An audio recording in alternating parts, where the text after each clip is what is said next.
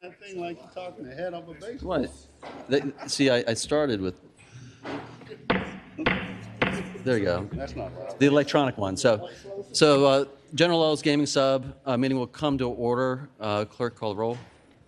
Senator Carol Foy, Senator Van Valkenburg, Senator Head, Senator Pillion, Senator Reeves, Senator Locke, Senator McPike, Senator Eben. Here. You have a quorum, Mr. Chair. All right, thank you very much. First off, Senator Deeds, Senate Bill 426 will go by for the day since he's out. Is there a motion? All in favor, say aye. Aye. That bill is by for the day. Senator Stanley's Senate Bill 694, he's asked for that to be carried over to 2025. There's a motion and a second. Second. That's a recorded vote. Well, non-binding, but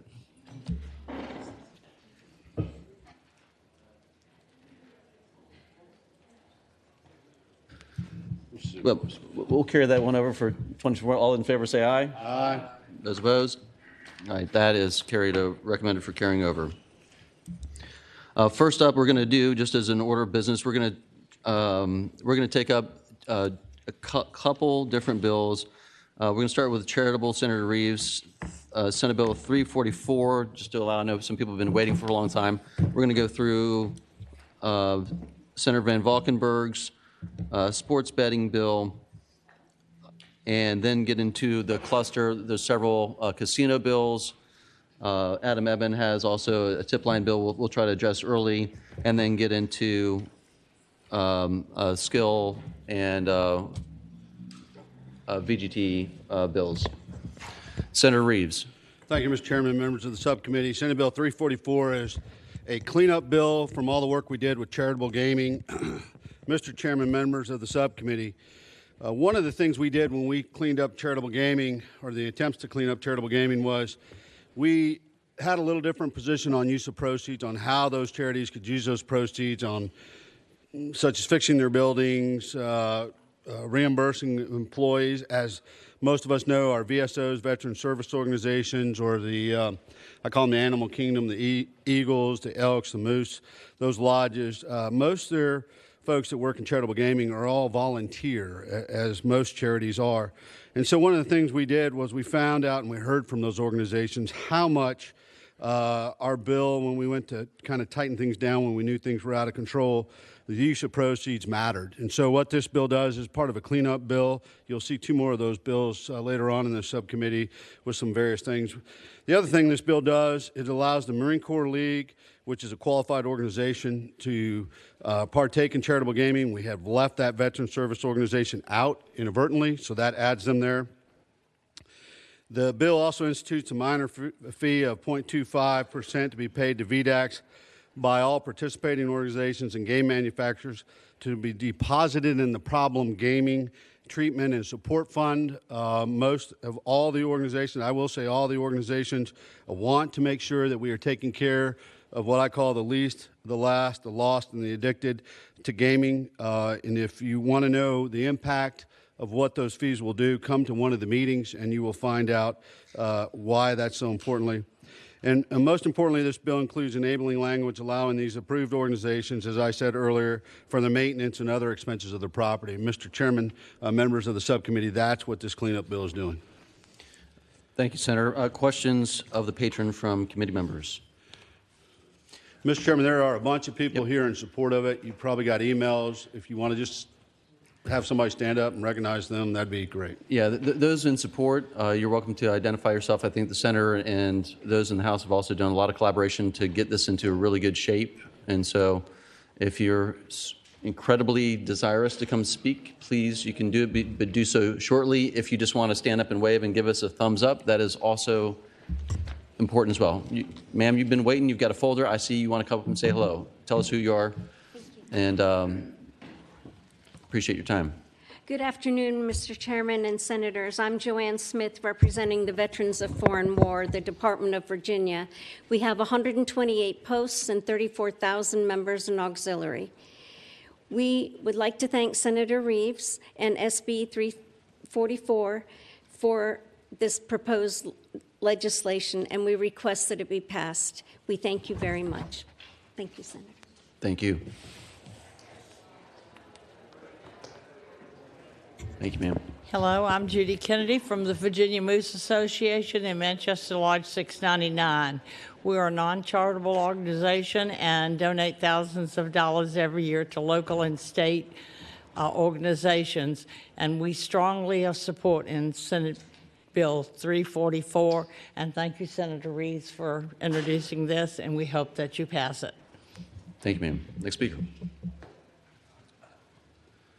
Mr. Chairman, I'm David Jones. I represent the Virginia Moose Association, and on behalf of the 83 moose lodges in every region of the Commonwealth and the 66,000 moose, we support Senate Bill 344 and thank Senator Reeves for all of his help over the years.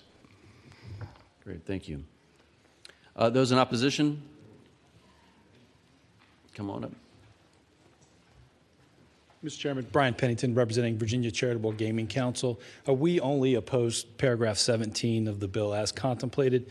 We believe that it will preclude our membership from being able to provide bathroom service as well as food service and beverage service if it was to go forward as written. So we would ask the committee to please consider striking that paragraph. Sir, have you touched base with the patron on the item? Haven't had the chance, sir. All right, so I suggest you get with the patron on those suggestions, if you don't mind. This bill will be up in full tomorrow, and I appreciate it. And make sure if others have comments to patrons' bills to do so before committee is always appreciated. Thank you. Yes, sir. All right, Senator Reeves. Thank you, Mr. Chairman, for bringing that up. It's the first I heard of it. So happy to entertain that before we get to full committee tomorrow to see what the implications are at the last minute like that. But, Mr. Chairman, that's the bill, and I would move to report it. All right, there's a motion and a second. There's a motion and a second report. Go ahead and cast your vote on the electronic board. Well, we're not going to do electronic. How about that? We can do roll call. We'll do vote. All in favor, say aye. Aye. Aye. All opposed? That bill reports. Mr. Chairman, did we want to take up the rest of mine? You want to wait, or what do you want to do on the other two? We're going to wait. All right. So we're going to, next up will be Senator Van Valkenburg, Senate Bill 124. And then next up will be Bag B with Senate Bills 540 and 541.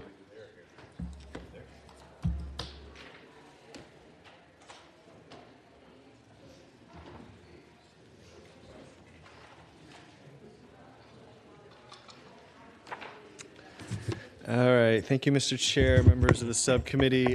This is Senate Bill 124. And what Senate Bill 124 does is lift the ban on sports betting on Virginia colleges and universities. This is building off of our 2020 bill where we legalized sports gambling and set up the market. And this isn't really about the underlying policy. It's more about, as we move forward, I think it's important to fold it in for really two reasons, but one big reason is so that we know what's happening. I mean, I think you see a lot of people who are still gambling on Virginia sports. They're doing it in D.C., they're doing it in Tennessee, they're doing it illegally, they're doing it through a friend, and all of our surrounding states can gamble on Virginia universities. And so I think it's better to bring it into the fold. I think it's good for public safety. I think it's the right thing to do for regulating the market. It will, of course, help the state with tax dollars, but I think the most important thing is if we're going to have this regulated market, we should have this regulated market, and we should bring this in the fold. I think it's a win. And so we got a lot to do, so I'll stop there. Thank you. Any questions from the subcommittee to the patron? This is a bill that we've heard in both chambers, passed the Senate. This portion failed in the House several years ago.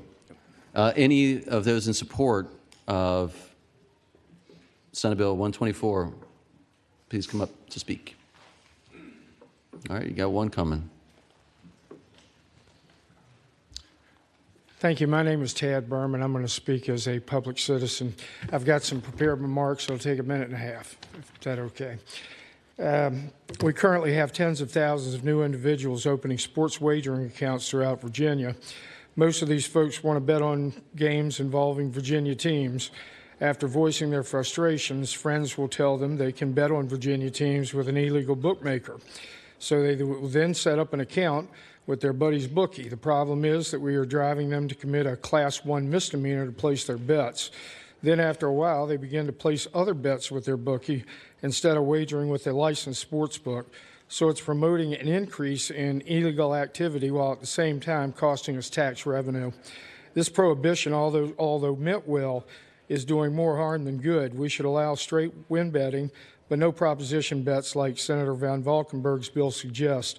Some examples of prop bets are how many touchdown passes a quarterback will throw, or how many points a basketball player will score in a game. Not allowing prop bets prevents most nefarious situations from occurring. Also, when betting with a legally sanctioned sports book, you need to deposit money into your account before you place a bet.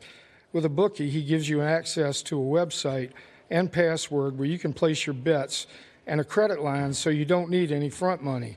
Once the player discovers that convenience, he will start to use his bookie's wagering platform more often to place his bets, resulting in lost revenue to the Commonwealth. All the above can be prevented if we allow players to wager on sports teams in Virginia.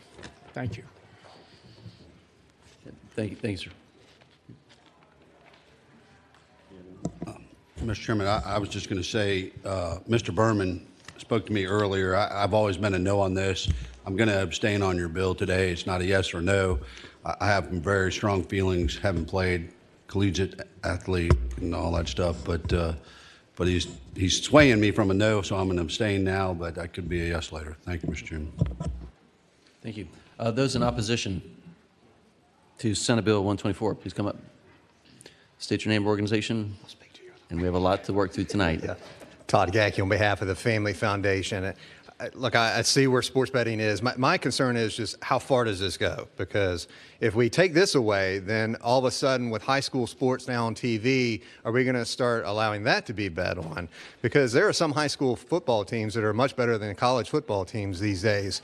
So where does it end when you start making these carve-outs? So that's the only concern that we have. Thank you. I guess I would just finish by noting that the difference is we don't allow high school gambling, but we do allow gambling on every other university in the country. And so I'll end there. All right. The bill is before the committee. Is there a motion? There's a motion. And this motion is second to report. All those in favor say aye. Aye. Aye. Those abstain. And one no. All right. That bill is recommended for reporting. All right. Next up, we have Senator Bagby. I'm sorry. Real quick, Senator Van Valkenburg, you wanted to make a motion on your other bill? That'd be Senate Bill 429, eligible host city. All right, the patrons requested strike Senate Bill 429. Is there a motion? Motion and second. All those in favor say aye. Aye. All right, Senator Bagby, you have two bills. We're going to take up Senate Bill, let's see, 540 first. Yep. Thank you, Mr. Chair. Mr. Chair, I think this is going to be painless and easy, and I don't think anybody here to speak for or against these bills, and it won't take you all, you won't need the lawyers to help you figure these out. The lottery operations around the country are migrating from local servers to the cloud environment, much like many industries, to host data from existing legal state lottery gaming. This bill simply seeks an exception to allow for hosting this data in Virginia data centers when these out-of-state wagers are otherwise legal.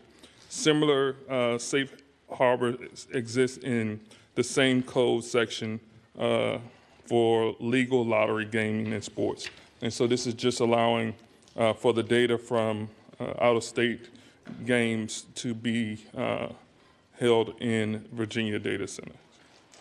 Thank you. Any questions from the subcommittee to the patron? Any of those in the audience who'd like to speak against? Let's go with the against question. Anybody against Senate Bill 540? All right, is there a motion? Second. There's a motion, a second. Recommended report on Senate Bill 540. All those in favor say aye. Aye. Those opposed? That motion carries. Thank you. And my goal today is to take words out of the code. And so this removes Richmond from consideration as it relates to casinos. Mr. Chairman. Senator Reeves. Mr. Chairman, Senator Bagby, when I was first told about this bill, I had some reluctance, and the only reluctance I have was I'm carrying a bill that would basically say if you apply and you go through a referendum and you win or you lose, it's going to put a limit, just like we have on HHR and compliance with you got to wait 3 years. And so someone came to me today and said, Richmond's putting in a bill to ban them from gambling for life. And I thought, I didn't hear from the administration or LeVar Stoney or anybody from the administration.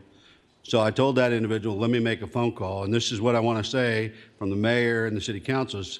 He thought, I think it would be more appropriate for the city council to vote to never vote versus the General Assembly. The council or the administration hasn't requested the bill. Yeah, and I appreciate the mayor, and he texted me after you text him. And he's a good friend of mine, as you know. But I'm voted in by the people of the city of Richmond, and they've said twice that they don't want it, and so we want to move forward in the city. And you know, I appreciate the mayor, I appreciate the governor, and I think it's up to the committee to vote it up or down. Any other questions from the subcommittee to the patron? Those in opposition to Senate Bill 540. I'm sorry, 541. There's a motion and a second to report. All those in favor say aye. Aye. Those abstain? Any nays? That bill recommends report. Thank you. All right. Next up, Senator Craig. We have Senate Bill 689. 369, Mr. Chairman. 369 is a cruise ship gaming bill, and I'm hoping that it will... 689, correct? 689. And I'm hoping it will cruise right on through this committee tonight. Thank you. This bill, I believe, do you want to move the amendments or... So, so the current posture, there would be a potential substitute for the committee that would replicate House Bill 1478, is that right? And that would put the structure under a lottery, not a separate entity that's having yet one more element in gaming, and just keep that same exact structure, just to a different reporting entity. So, yeah, so if there's a motion to adopt that substitute. There's a motion and a second? Second. There's a motion and a second to adopt the substitute. All those in favor say aye. Aye. Those opposed? The substitute is properly before us. Thank you, Senator. Thank you, Mr. Chairman. So first off, I just want to thank Norfolk for making the huge investment in the Half Moon Terminal. Carnival Magic is going to be home ported to Norfolk 3 days a week, year-round, and so this is a great industry bill. And we want to throw out the welcome mat that Maryland already does this, and they've been doing this for several years. The ship's operation is under the industry guidelines promulgated by the Cruise Line Industry Association, which is based on Nevada's gaming laws and regulations. The casino gaming is only authorized on ships 50,000 tons or more with overnight accommodations and with more than 2,000 passengers. So there is a limit on the tonnage of the boat and the passengers. The legislation parallels legislation with Alaska, Hawaii, and Maryland, which have similar states with substantial inshore waters. Each operator will pay an annual fee of $25,000 to the Commonwealth for the privilege ships transitioning in the waters of the Commonwealth, but not disembarking passengers here, and will be required to pay a fee of $100,000. So I think in my bill it was going to VMRC, and now we have the new current bill will be going through the lottery, correct? So everybody's understanding that? Okay. We haven't had anyone really express any issues over this bill. So that's the bill. And I do have some people here. If we want to phone a captain in the corner, if you want to ask some questions. I think Senator Reeves has a question for Senator Reeves. Mr. Chairman, Senator, the one requirement I just need to make clear that I don't know if you covered in your comments or not, but this isn't just like a cruise boat out to the harbor to the Chesapeake and comes right back.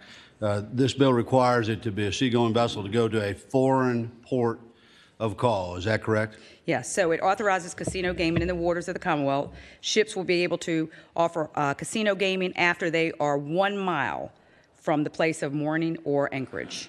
But they also have to go to a foreign port. Mr. Chairman. Mr. Chairman, Senator Reeves, if I could fill in. That language somehow in Bill drafted was State not who you put in, are and I would I would welcome an amendment to say the cruise itinerary must include a foreign port. And let me explain to you why, Mr. Chairman. The Jones Act, which is a federal law. Mr. Chairman, Hold on. Yeah. Mr. Chairman, let me make that amendment, and then he can explain the Jones Act and naval history to us as a sea diver. Let me make that amendment real quick, Mr. Chairman. My old senator duties are coming back to haunt me. I'll be brief, Mr. Chairman. I understand you got a big schedule. But by putting in an itinerary of a foreign port Can you visit- approach the mics so others can hear? Slide to your right, Frank. Move over and speak to the microphone. TV time. That's what we're Okay. doing now here in the Senate, Frank. Thank you, Mr. Chairman. And but anyway, let me explain. The Jones Act basically requires if you're a foreign flag vessel, you cannot call on U.S. port after U.S. port after U.S. port. Your itinerary must include a foreign port, which is why when you see some of these schedules for cruise ships, there'll be Savannah, Charleston, Halifax, Nova Scotia, or Bermuda. They have to include that in their itinerary, and that's part of the program. I think it's important to note right now that this industry has been operating. They operate under a set of rules, as Senator Craig said, that conform with the ring. And I will also point out, Mr. Chairman, that all the taxes for winnings are withheld by the IRS, by the cruise ship themselves and the IRS, and ultimately other Mr. taxes. Chair, I would Senator just Van Valkenburg. I would just note that in the substitute we adopted, it's on line 225 that it does say that it has to have at least one stop in a foreign country. Yeah, there you go. Yeah, so it's it was in the covered. bill I that's before us. apologize. So it's in the House bill.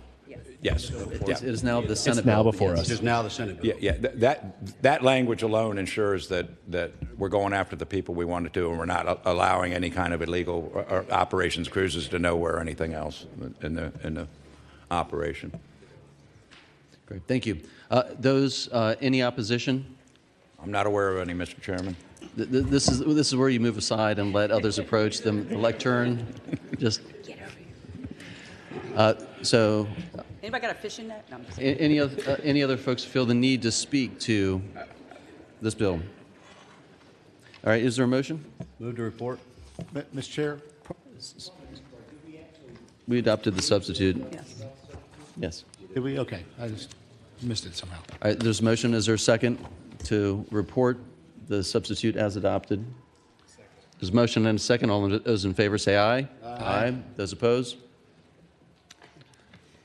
See you tomorrow.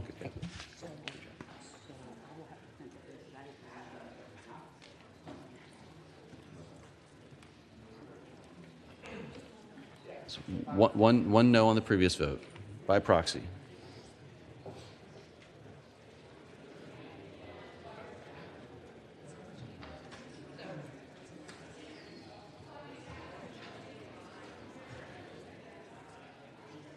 Next up, we have Senator Aird.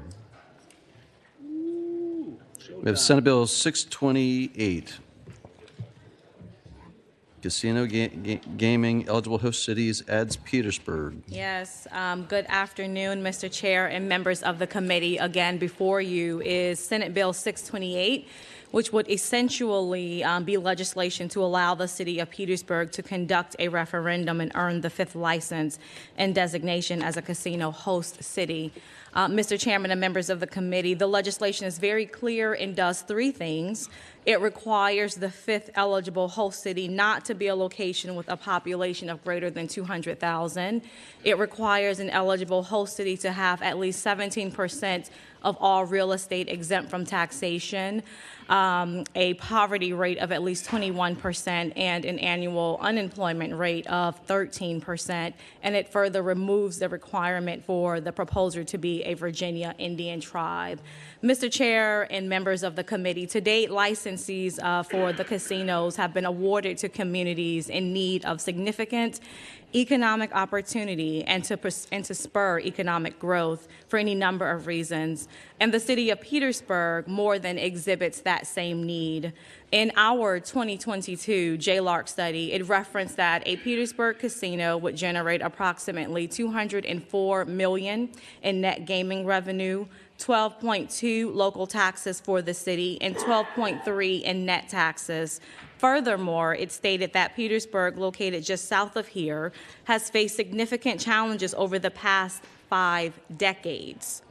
The manufacturing sector's decline in the 1970s and 80s resulted in a decrease in tax revenue and economic downturn. Despite efforts towards recovery, including critical investments by this General Assembly, the city does still struggle with its high poverty rates, educational barriers, healthcare challenges, and aging infrastructure. But, Mr. Chairman and members of the committee, by all recent accounts, every host city awarded to date are not only transforming their communities financially, but they are overwhelmingly meeting and exceeding, in some instances, their expected revenue projections. Mr. Chairman, Petersburg, too, needs a transformative economic development opportunity to generate immediate revenue and provide long-term benefits. An entertainment casino mixed-use development can address many of Petersburg's needs as just one of the many pursuits underway to uplift the community. After numerous discussions with the city, I am confident that they are developing a plan at the onset to invest projected revenues in public safety, education, infrastructure, economic development, and prudent reserves. In addition, earnestly recognizing the social challenges that can be brought about by casinos, the city is also committed to adopting programming to prevent addiction. In addition, Mr. Chairman, the City of Petersburg has committed to me a process that ensures as we move forward, they will work with and partner with our labor stakeholders, both on the operations side and construction side, to ensure good jobs, wages, and benefits that will actually uplift working families in the Petersburg community economically. And Mr. Chairman and members of this committee, in closing, each of you know what it's like to have your citizens desire you take an action on their behalf. I am asking you to give me the chance to give to my citizens in Petersburg the opportunity to go to the ballot box for a referendum and consider this opportunity that, again, has the ability to bring about generational change and make Petersburg once again the thriving city that they all remember. Mr. Chairman, I have many guests that would love to speak in support of this legislation, but that concludes my opening. Thank you very much. Any questions from the subcommittee to the patron? All right. For those in support, if those desiring to speak in support of the Senate bill, please approach. And if you could stand, so I also could gauge on how many people are. All right. Only 2 have assignments. All right. Come on up and support. Good afternoon, Mr. Chair, members of the committee. I'm March Altman. I'm the city manager for the city of Petersburg, and I'm not really sure what to say after the senator. She said it so eloquently.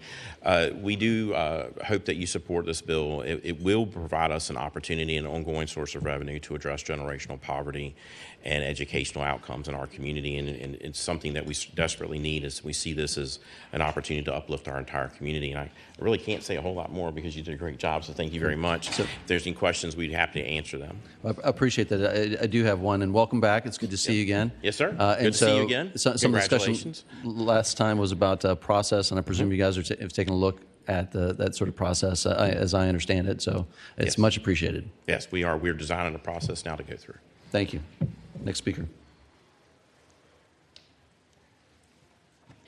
Good afternoon, Mr. Chair, members of the committee. My name is Charles Skelly. I'm the president of Richmond and Building and Construction Trades Council, representing unions in Central Virginia, representing construction workers. We are in support of this paper. I'll keep my comments brief because, as the previous speaker said, she covered it.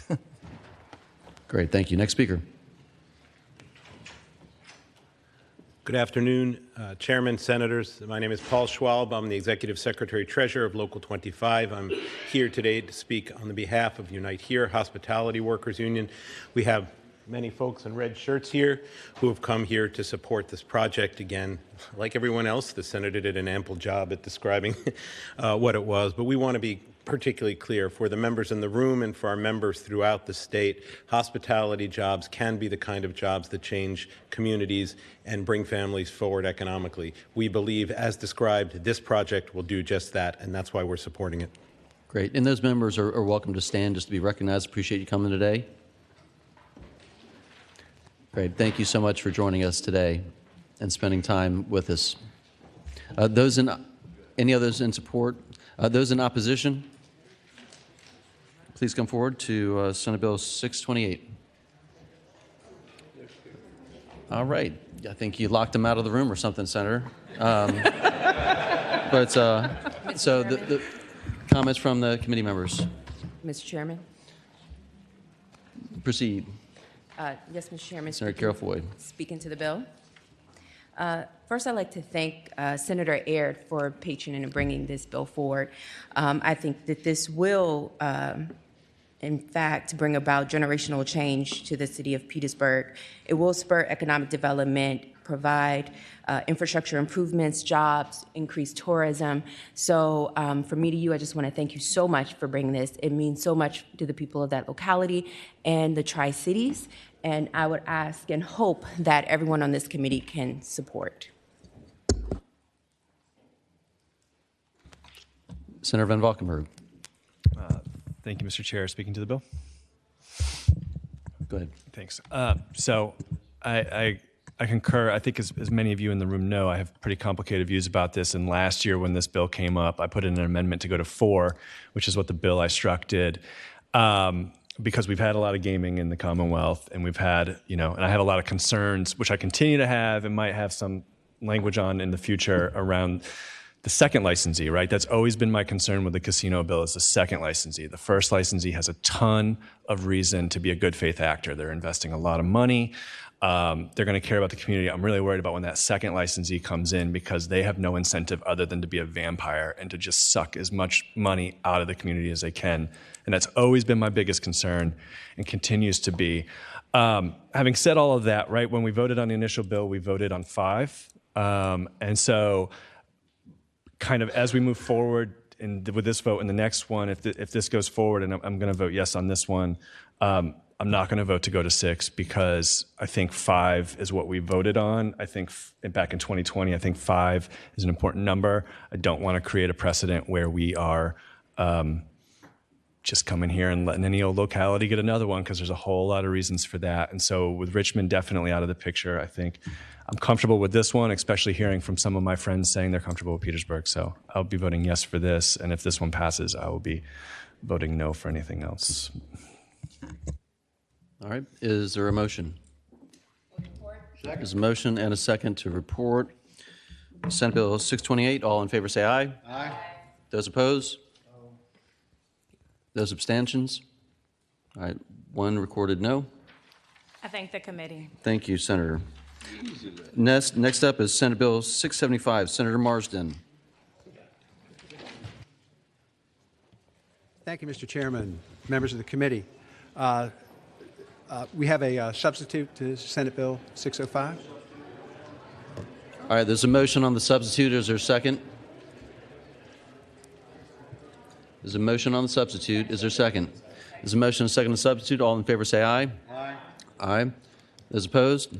The substitute is before us. Senator Marsden. Thank you, Mr. Chairman. And what the substitute does is 3 things. It removes some language about prevailing wage and labor peace. It allows for a 6th casino license in Virginia, primarily based on regional fairness and diversity. Is that nothing as it currently stands would be north of Petersburg, which is almost the start of Southside Virginia, and there would be nothing in Northern Virginia. And so, we think it's important, that these things are dealt with in such a way that every region of the Commonwealth has a chance to advantage and contribute to the Commonwealth's coffers. And then it changes the location of one of the casino licenses from Richmond to Petersburg, which I think you already took care of here in your bill, but that's what it does. But, Mr. Chairman, this is a referendum bill. This is to take this matter to the Board of Supervisors in Fairfax, and I've spoken with them, and they are always willing to look at these situations, do their due diligence, do their analytics, do their research to find out what the benefits would be, what the issues would be, how to deal with transportation, and what have you, and make a decision as to whether to take it to referendum.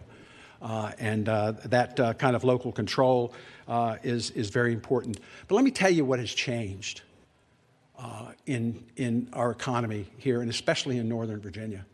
We just lost the FBI, the Commonwealth of Virginia. We have a casino in Maryland across the river on the south side of the district, south side of Alexandria, that is taking $150 million a year out of Virginia coffers and from Northern Virginia citizens. And we're having, since the pandemic, just an incredible decline, if you will, in commercial real estate value and occupancy. In Tyson's Corner, there's 17% vacancy. But that's not just the whole picture. There's also a 50% rate of the absence of anybody using a particular facility. It may still have a lease, but nobody's there. There are still about, near as I can calculate, 5 or 6 years of leases yet to expire. And the whole world has changed in terms of how they use office space. There's the idea of the corner office is no longer with us. People are downsizing. People are working from home. The industry in Northern Virginia for my entire life has basically, can be summed up in one sentence. It's proximity to the District of Columbia. While that's still important to the Northern Virginia economy, it's no longer as important because of the idea of remote work and virtual meetings and what have you. This has put a tremendous dent in Fairfax County, as well as the ridership on Metro. As you know, Maryland handles it all from Annapolis. They make a decision as to how much they're going to put into Metro. Or we have to come every year to ask the administration if they would contribute some, but the rest is borne by the 5 localities involved in Metro. And with ridership down, it is going to be a significant burden. And what the advantages of is that, what the bill has done is just sort of narrowed the site down a little bit to where it's likely to be in the downtown area of Tyson's Corner, which is our downtown, which is where it belongs. But what a location in that area would do is allow for people from Bethesda, Chevy Chase, Potomac, Gaithersburg, Rockville, Maryland, to use that facility. It's actually closer than the one in MGM. And you're going across to the good decisions we've made in Virginia transportation is that the roads are wide open in the Virginia half of the Beltway there because of the next project and because of the express lanes. It will be easy for people to come. And we're also not just envisioning a casino here. What we're talking about is a conference center that does not exist in Fairfax County. We're also talking about a hotel. We're talking about a concert venue and the casino itself. Now, the JLARC had an opportunity to study this, and I think it comes way short of what the potential is here, but they're looking at $155 million in revenue to the state and locality. And I've talked to some knowledgeable folks in this area who say with the configuration we have in mind now, it is much, much larger than that, which would, and Fairfax County is no longer quite the behemoth that it was. When I first got here, we were a 75% score, 0.75 on the LCI, which means that we paid 75% of our local school costs, and the state paid 25%. We're down to 65, which means 1 out of every 7 kids in the Commonwealth of Virginia goes to school in Fairfax County. And so when we have 10% added to what we're taking out of the state pie for education, that's hurting everybody up on this panel's jurisdiction because we're not contributing. We're now contributing more. We're taking out more. I hope to reverse that. This is the canary in the coal mine that our economy is changing in Northern Virginia, and we need this help. With the conference center that we have in mind, we're going to be able to attract more business into Dulles Airport, to be able to reduce the emplaning costs that puts it at a disadvantage to BWI and Washington Reagan DCA Airport, and connects, because it's on the Silver Line, it connects us to the wealthiest county in America, Loudoun. Pulls some of the limited business from Loudoun County that goes into West Virginia, into the Charlestown facility, casino there. But to put us into a situation where, combining with the few data centers that we may be able to put in, that we can resurrect Fairfax County's economy and get us back into a contributing category here for the rest of our brothers and sisters here in the Commonwealth of Virginia. And Mr. Chairman, I could go on and on. I believe in terms of the benefits to this. Senator Head, you have a question? Yeah, I have a question for the patron. This is something I've gotten like hundreds and hundreds and hundreds and hundreds of emails on this. My question for you, though, is there any community association or civic association that has expressed a position on this other than opposition? We've had two.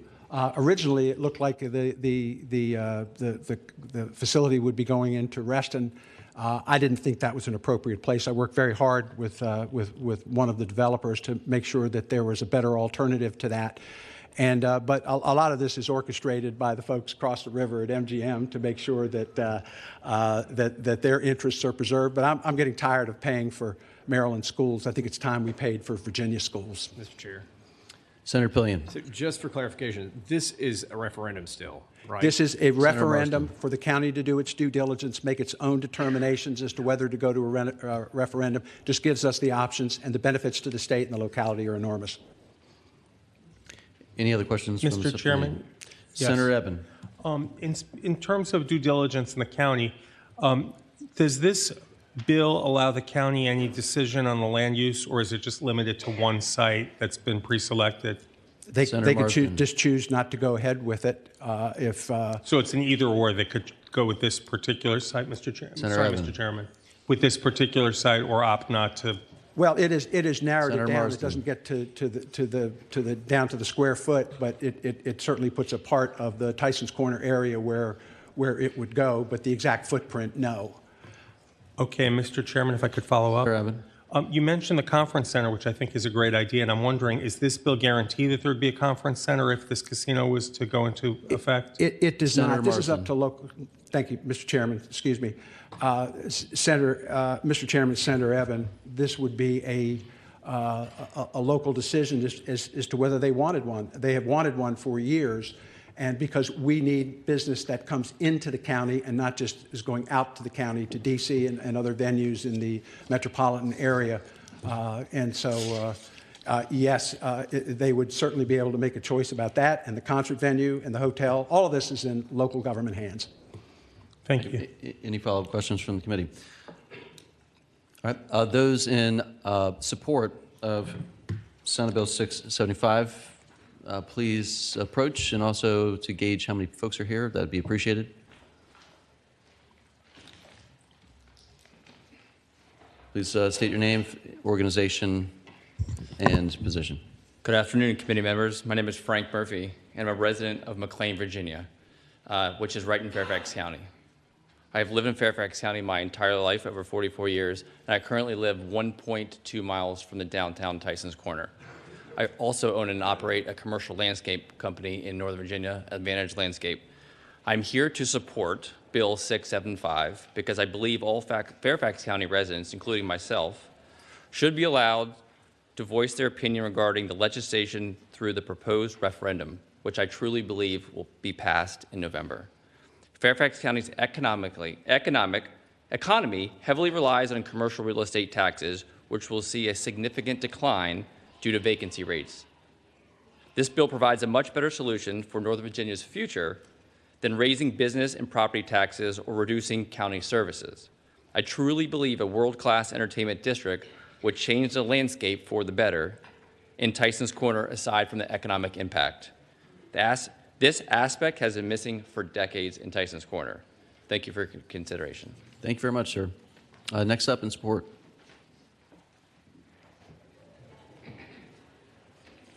Thank you. Good afternoon, committee members. My name is Benita Thompson Bias. I grew up in a rural part of Virginia near Hampton Roads. I've lived in the Commonwealth for my entire life and am currently a resident of Fairfax County.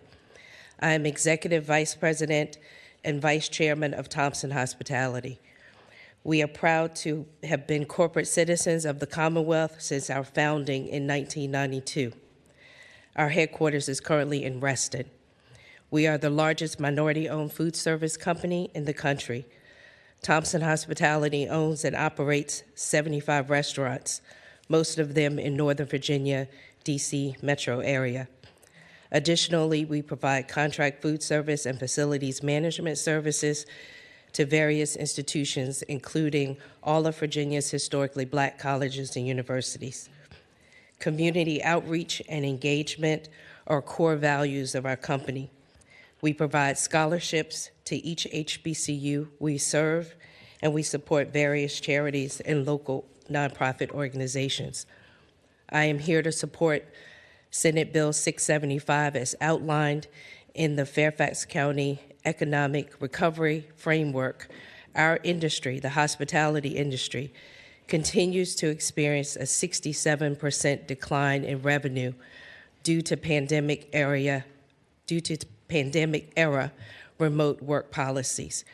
We must find other avenues to generate business and thrive in Northern Virginia. Thompson Hospitality will be a minority partner in this proposed development. We believe this project would be a boon for the entire Commonwealth. Thank you. Great. Thank you very much, ma'am. Next speaker. Thank you. Good afternoon. My name is Julie Coons, and I am the president and CEO of the Northern Virginia Chamber of Commerce. For nearly 100 years, the Chamber has supported economic growth and opportunity in Northern Virginia and the Commonwealth. The Chamber supports Senate Bill 675 as an important driver for the diversification of our regional economy. The creation of a mixed-use, transit-oriented complex that would include not only a casino, but a state-of-the-art conference facility and performing arts venue is estimated to contribute an additional $2 billion to the region and would bring thousands of new jobs to Fairfax County and would attract a world-class business operator as well to the Commonwealth of Virginia. If approved by the Board of Supervisors, a development of this nature would diversify and broaden tax revenue for Fairfax County. These new tax revenues could offset recently reduced commercial real estate tax revenue resulting from the seismic negative changes that have occurred in the office sector as a result of pandemic-era remote work policies. I ask that we let Northern Virginians decide how to best meet their needs. Thank you for your time and your service. Thank you very much. Others in support? All right, those in opposition to Senate Bill 675, please come up. All right, Senator Marsden. Final word. Word. All right, the bill is Senate Bill 675 is before the committee. Is there, we have in the queue Senator Eben. Yeah, I just wanted to speak to this because I'm really conflicted on this bill because I think a casino could be a real economic opportunity in Fairfax County, and I've met with the proponents of this arrangement, and I saw what looks like it could be a good development and could bring in a lot of money to the county. But in all the other casinos that we've considered in the past, we've had the local government come forward and ask for the authority to put on a referendum. And we've had some demonstrated support from the community. And I do appreciate the residents who came down today to show support. But I've also gotten hundreds of letters in my office from including the McLean Hunt Homeowners Association, McLean Citizens Association, the Great Falls Civic Association. And you're going to expect some opposition to any proposal like this. But I've gotten a few hundred, and I wish that the Board of Supervisors had prepared some kind of public engagement process at the front end rather than us telling them that they can do a referendum only on one site. The site might be a great one. From what I saw of it, it looked like a good location. But I just feel like this is a little bit different process from the other casinos that we've approved, and I'm not going to be comfortable supporting it without the local government more actively involved in seeking some support from Richmond. So with apologies to Senator Marston. Mr. Chairman, if I might Senator respond. Every county, every city does things differently. Fairfax County, in this particular situation, I've been engaged with them. They're perfectly willing to look at this, do their due diligence, and find how it was done. It was just not felt and it was appropriate for them to come forward with this. You know, it's the nature of politics. It's the nature of public policy. They just do things the way they do things. And I am not hearing, and I've had not one Board of Supervisors member call me and say, Dave, don't do this.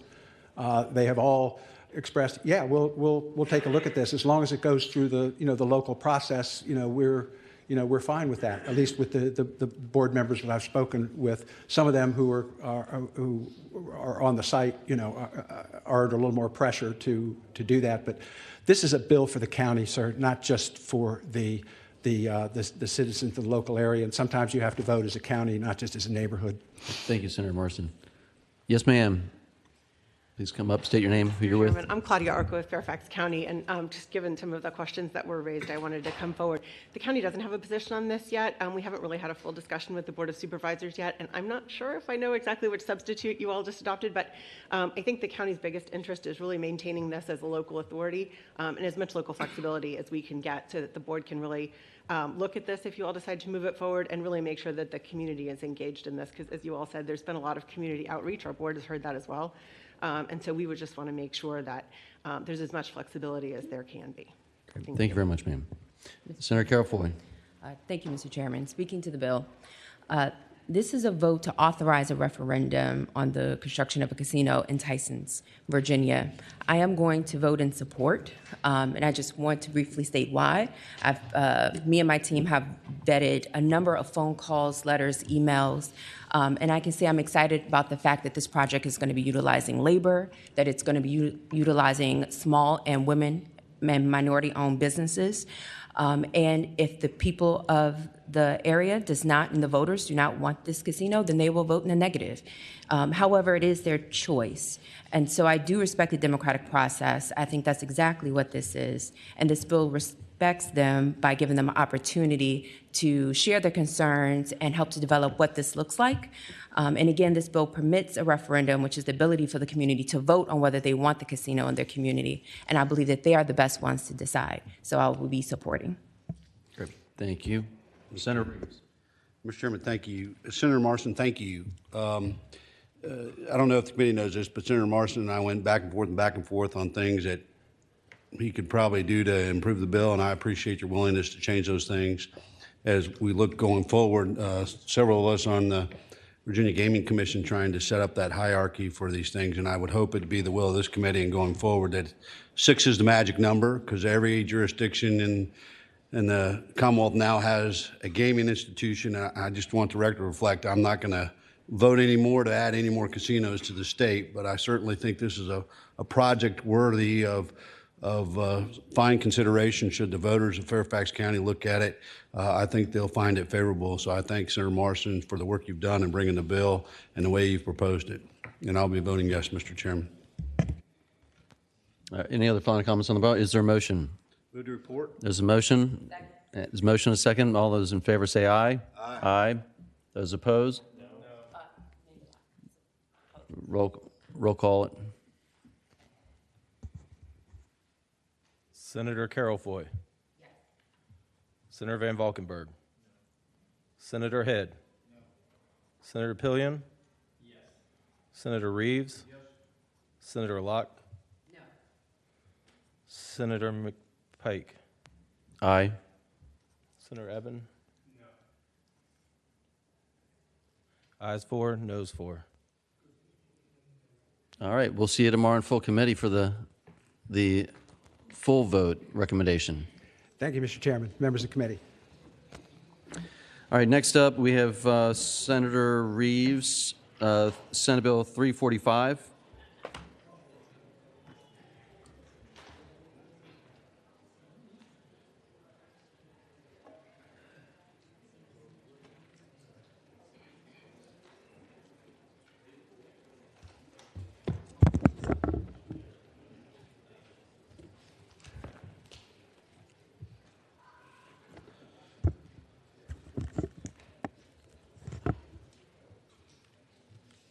Hi, Ash.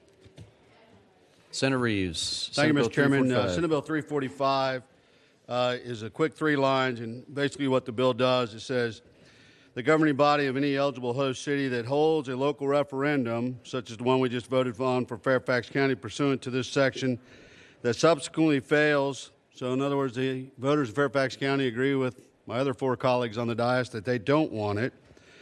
The same question for a period of 3 years from the date of last referendum, which means they just can't come back the next year, the next year, the next year trying to buy votes.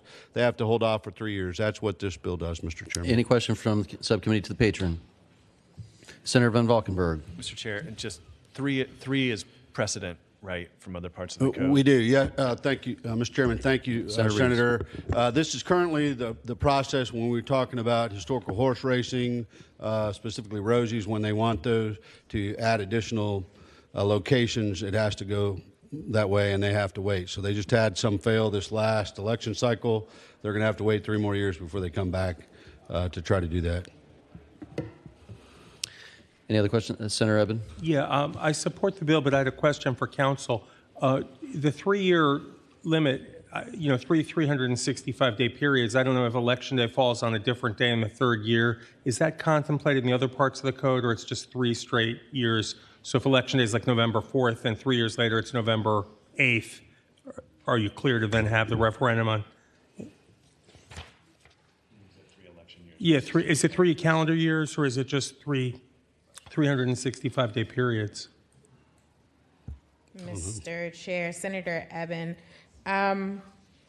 this language is what's commonly used throughout the code when we put a limit on local referendums. I would have to double check with our elections attorneys, but I'm pretty sure the referendum would still fall on the election day 3 years from the last cycle that they were able to hold it. All right, Senator Reeves, you got some time before tomorrow to take a peek at that, maybe?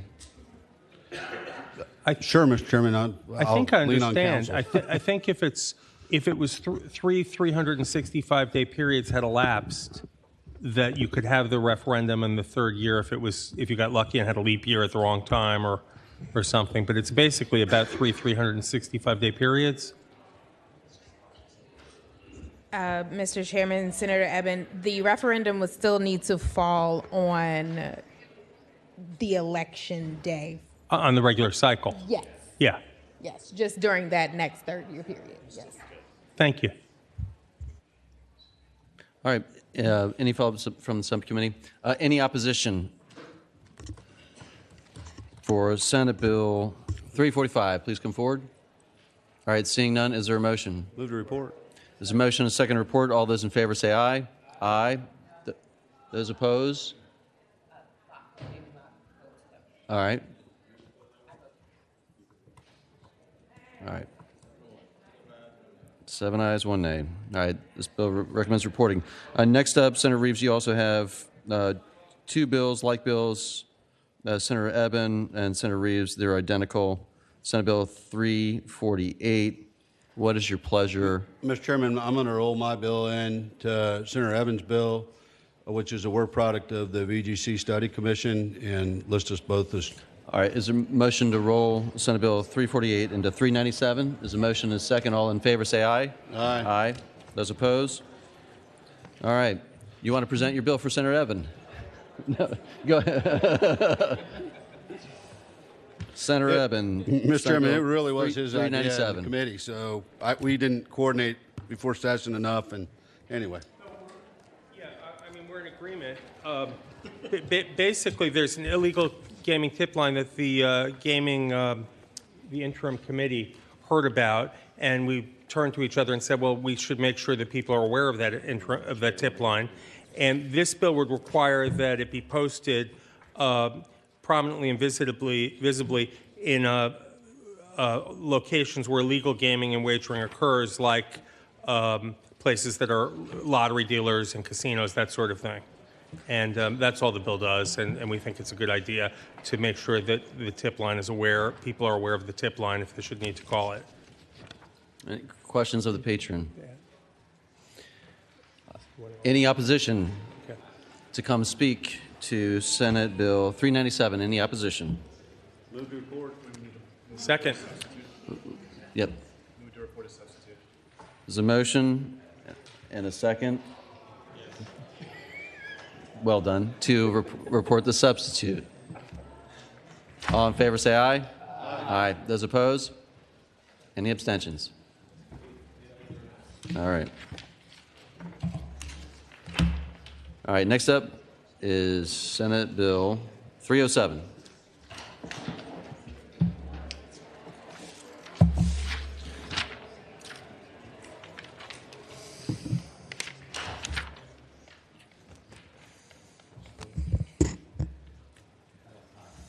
All right, thank you, Mr. Chairman.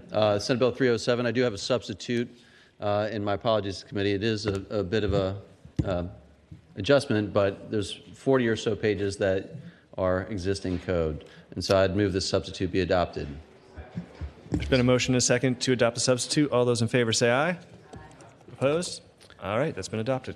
Thank you. Thank you, Mr. Chairman. So the bill before you does a couple things, one of which is, I think from a policy perspective, it's pretty important. It deals with electronic gaming as a whole. And I think that you've probably seen or heard from people in this hall, and I think it's kind of a binary initial question. Either you completely don't like it or you sort of understand it and want to find a framework to regulate it. If you do, then the question is, you've heard lots of competitions of one machine type versus another, and some in these halls saying one type of machine has got a different moral high ground. Well, I'll say to you, looking at the problem gaming hotline data, the data says that skill game has an 18% reported rate from self-reporting calling into the line. The same equivalency for a casino is 20%. And so from my standpoint, there is no moral high ground or equivalency. The machines are slot machines, call them like they are, because they behave that way in terms of problem gaming.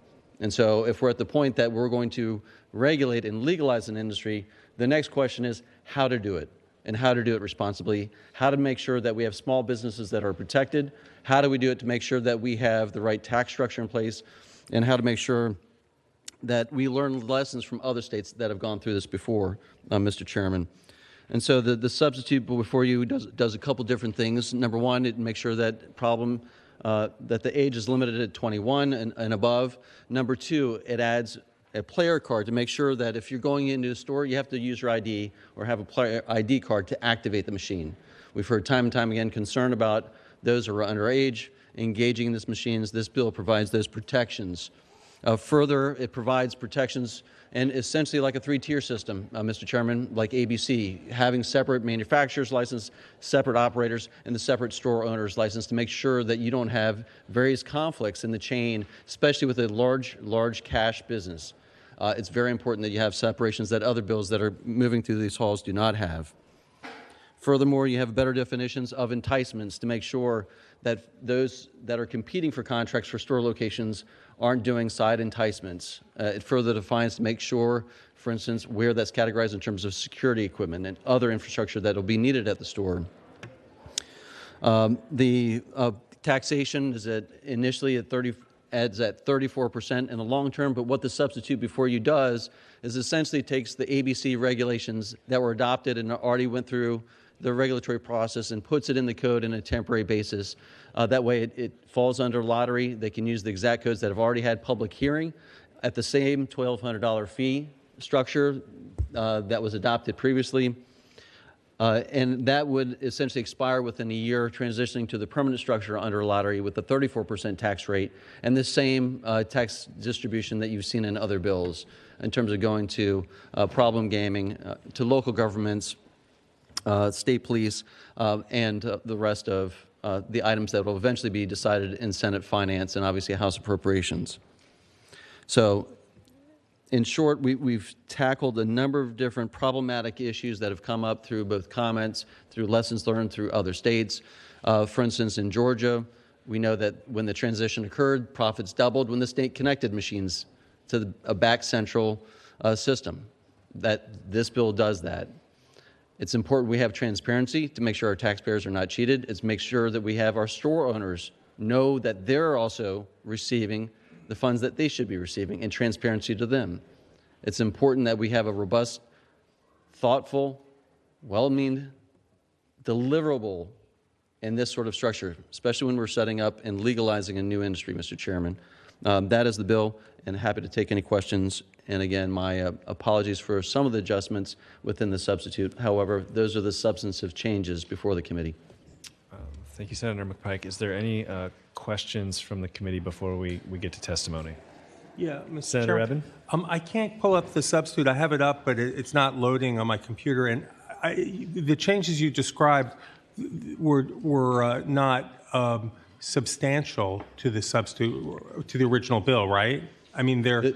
The substantive changes from the original bill that you read through was that we provided a little bit smoother transition. What we did was we took the ABC regs that have already been through the public vetting process, but we've applied them under lottery to make sure that there's a smooth transition. I for one think that lottery and gaming should be handled. I know we're working toward transition to a gaming commission, but it really should all live there. I think there's others that have concern of whether or not the ABC truly has the expertise. So what it does is takes the ABC regs that have already been through the vetting process, applies them under lottery so lottery can utilize those immediately and not have to go through regs. That way, the machines that are already out there, if this bill's passed, they can start on July 1, going through the sticker process just like you did before, flat fee connection of the $1,200 fee just like before. But what it does is gives us time to make sure we have the transparency and connection within a year, so in 2025, to connect these machines back to lottery, just like we do casinos, to make sure there's transparency in the process, to make sure there's protections for store owners. They know their bets that they are getting the revenue from, and the state knows that it's collecting the appropriate amount of revenue. It's important in this industry with this amount of cash in stores and all across that there's transparency in every single bet across the Commonwealth. Senator Eben.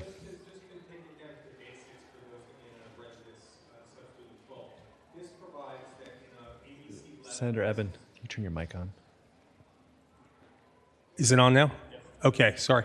This provides that in an ABC licensed restaurant that you can have up to five machines. Yep. And is it in a separate room, or is it just that they have an age card, a player card that they've obtained? Yeah, Mr. Chairman, thank you for bringing it up. Yes, there's two provisions, one of which is 5 for a restaurant or ABC licensed location, 10 for the truck stop. The provision of this bill allows for a gaming room. In case there's a separated, you can have separated secure. That way it's a little bit to the side if you want to do in a restaurant that's not out in front. There's means to do that in the bill. It's simply permissive, so it's a may. So it does set out the concept where you could have a side room as associated with that ABC licensed facility that folks could go to.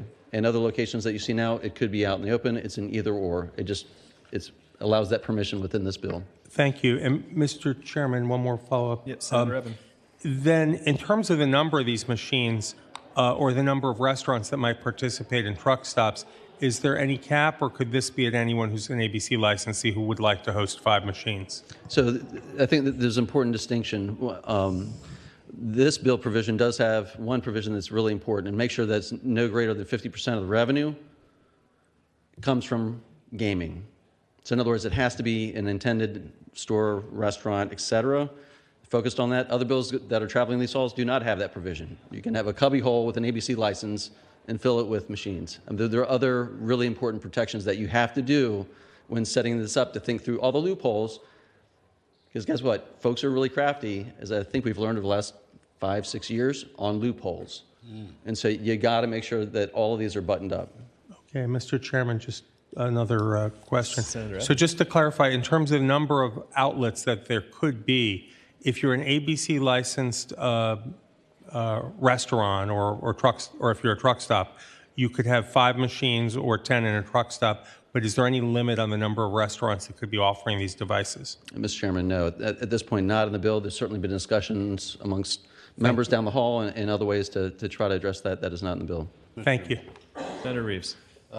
Senator McPike, one thing that I noticed in your substitute, and correct me if I'm wrong, but I actually like the idea of it.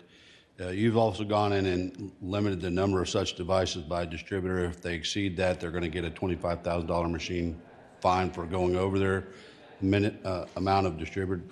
I think it's 349 through 357. Is that right? In council, that's adopted the prior ABC adopted regs of I think the machine types and quantity and the requirement to bond that machine type count. Right. Is correct. So that is in there, carried over from the ABC regulations that were previously adopted. Any other questions? Why don't we take testimony? Folks that are for the bill, why don't we come up? If you're here to speak in favor of Senate Bill 307, why don't you come up? Thank you, Mr. Chairman, members of the committee. My name is Matt Hortenstein. I know the hour is late here. I'm general counsel for J&J Gaming. We're one of the largest distributed gaming route operators in the United States. We operate in 7 different states at the current time. There's about 11 states that have some form of this type of gaming in their state. Every state does it a little bit differently, but what I think is most important in a regulated market, that the Commonwealth have the best-in-class regulatory platform to move forward. What I would like to talk to you about today is 4 key points of that best-in-class platform. First is open competition. All devices should be treated equally and have a full and fair opportunity to be introduced into the marketplace. This, in turn, would allow the small business owner the choice of device and give them the maximum choice for their small business. The second key element is maximum revenue to the Commonwealth. We predict that a model that's advanced in this bill, a 3-tier system model, would produce $700 million in annual tax revenue at a 34% tax rate based on a third, and a third split. The remaining net revenues after tax would be equally divided between the route operator and the retailer. That's not only what our study shows, but in reality, comparing that to other states that have similar models, have seen that type of revenue generation. For example, in the state of Illinois over the last decade, we have seen that type of revenue. In point of fact, in 2023, this type of a model generated $922 million in state tax. In addition to that, because of the third, and a third split, it generated $922 million to local small business as well. The third element in best-in-class platform is regulatory protection. It is important that you provide in this model consumer protections, and the backbone of that being the central control system. This is a computer system operated by the regulator. All machines would be attached to and connected to that system. It prevents you being able to tamper with the machines. It prevents you from being able to disconnect and move the machines, so that you always know where these machines live and how they're being operated and what pay table they're paying out to. If you open the game up to manipulate the game, it would notify the regulator. A very key element to consumer protection in that regard. In addition to that, you always know where all the dollars are. It's a closed-loop system. Even the local retailer does not have access to the cash that's put into the games or paid out through via the redemption device. Rather, that's the duty of the terminal operator in that 3-tier system. It's a key element because that licensed person, that licensed terminal operator, has the duty to the state to make sure you're always paid on time. And there's an electronic footprint for every dollar that goes in and out of that closed loop system. For no pun intended, but you cannot game that system. The fourth and final point I'd like to make for a best-in-class operation is the need to address problem gaming. Problem gaming is real. The way you begin the process to address it is through responsible gaming and requiring those in the gaming industry to meet certain industry standards. There are 4 key standards that across the United States are routinely implemented in this regard. The first one is a self-exclusion program where a person that's suffering from that addiction problem can go sign up for a program to be self-excluded from casinos, from this form of gaming or any other form of gaming, sports betting, etc. That needs to be an element of this program if you move forward with it, so those folks that are suffering from that problem can self-exclude. The second tier of that is an awareness program. The industry needs to be compelled to make sure that those persons, all their gamers, all their customers have awareness that problem gaming is real and where they can go to get help. The third element is the gaming location restriction. Senator McPike spoke to that relative to the separate room, the need to swipe your card to get into that room to play. You can expand that even to a player tracking card that requires the player to sign up in order to play to activate the game. That technology exists. It is expensive, but it's the best-in-class protections for problem gaming. The fourth and final one is a restriction on advertising and marketing. This is typically something that's punted to the regulator who has experience with these issues. But advertising and marketing of gaming can be predatory, but you need to put in best in industry practice to prevent that from becoming such. For one example, and that is where the player opts into choosing to receive marketing materials as opposed to being showered with them involuntarily. Those are the four key points that we feel that this bill advances to put a distributed gaming marketplace in the Commonwealth and give you the maximum opportunity for success. So with that, I tender myself for questions. Thank you. Thank you. Thank you, Mr. Chairman and the committee. My name is Michael Galetka. I'm from Excel Entertainment. I come here, thank you for giving me the time to speak in favor of Senator McPike's SB 307. I think it was well thought out and pretty inclusive of all of the issues that the Commonwealth should be looking at in order to kind of bring control and bring transparency and regulation to what's currently going on. This is a small business bill. It is a family business bill. I come from the same background, from a structure that is much like this. My father started a business in the early 80s in the coin-operated amusement business. And when a structure like this was put in place in Illinois, there was not only a great benefit to my family, but we had 60 customers that we work with. And the benefit to them is indescribable too.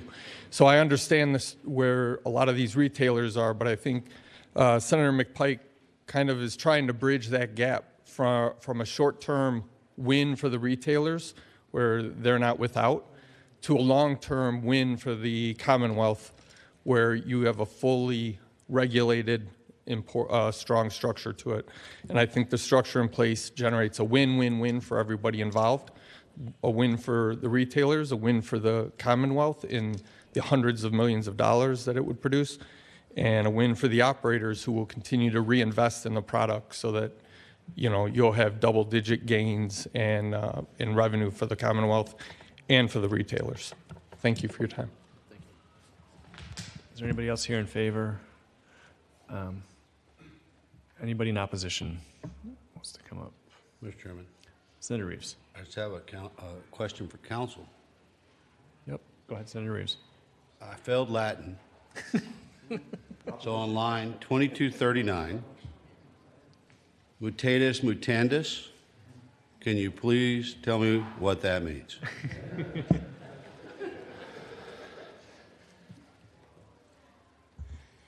Mr. Chairman, Senator Reeves.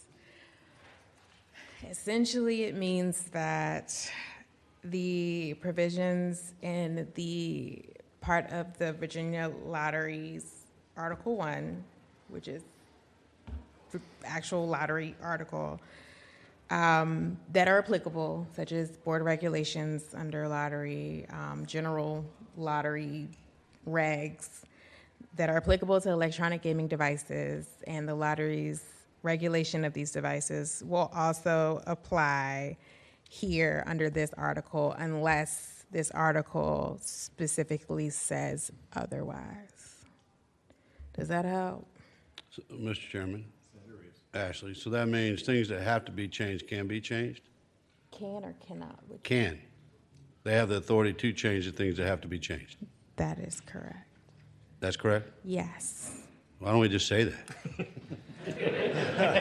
Are you moving an amendment for me to write That's things why I'm not that an attorney, lottery Mr. Chairman. wants to Thank you. change? Senator Reeves, all the can lawyers be are getting the changed? shakes. Okay. Go ahead. Thank you, Mr. Chairman. Ben Trainum, representing the Bristol Casino and also the interests of casino stakeholders in general. We just wanted to say we respectfully oppose this bill and ask that you do the same. This represents a massive expansion in gaming in the Commonwealth. We're talking about upwards of more than 90,000 machines if tied to ABC retail licensees. That's compared to 6,000 machines currently operational in both casino and HHR facilities. So to put that in perspective, that is more than 18,000 mini casinos in the state, or more than 60 full-size casinos in the state that this could add without a cap or any restriction on the number of machines. That significant expansion would undercut the initial policy objective of the casino legislation that passed a few years ago that required a $300 million minimum investment. It also required local buy-in from the community with the referendum process. And we think that those are important aspects with regard to our point of view, and respectfully ask that you oppose this legislation. Thank you. Any? Any? So, Mr. Chair, just a couple follow-ups, if I might. Yeah, please do. First off, certainly the casinos that have been operating, they've been operating in the context of having skill machines operating for the last 4 or 5 years, and profit numbers continue to increase over and over. If you do the same population comparison of Illinois, roughly skill games are not allowed in the city of Chicago, but the rest of the population is roughly equivalent to Virginia. Same story. Casinos continue to make money in the same climate, and so that's a little hard to connect the dots on those arguments. And so we do have another provisions, and I think a couple more things to go through, Mr. Chairman, and I would ask that the bill go by for the day to work out a couple more things with it. So, Senator Eben?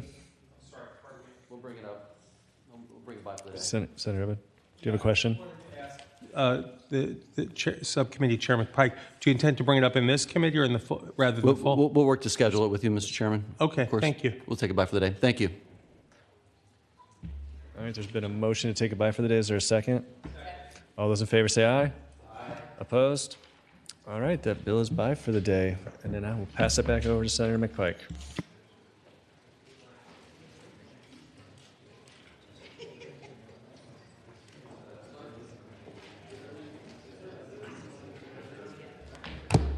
The committee will rise. Thank you.